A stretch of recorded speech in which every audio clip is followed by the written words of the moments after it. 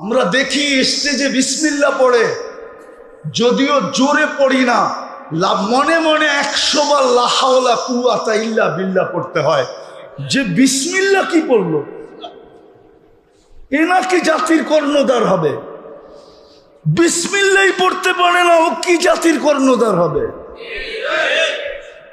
ও জাতিকে কি রাস্তা দেখাবে?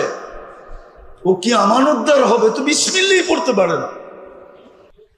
এই জন্য আমাদের উচিত মাঝে মাঝে পাবনা যাওয়া, যাইয়া দেখা আসেন, তাইলে বুঝে আসবে, নাইলে বুঝে আসবে না। ওই পাবনা পাগলখানায় গেলে দেখবেন বড় বড় শিক্ষিত লোক আছে। এই বাংলাদেশের পত্রিকায় লেখা উঠছে। আসসালামু আলাইকুম গাইস, ভিডিওটি ভালো লাগলে দিন প্রচারের স্বার্থে লাইক, কমেন্ট, শেয়ার করবেন, সাবস্ক্রাইব করে বেল আইকন বাজিয়ে পাশে থাকবেন। ধন্যবাদ।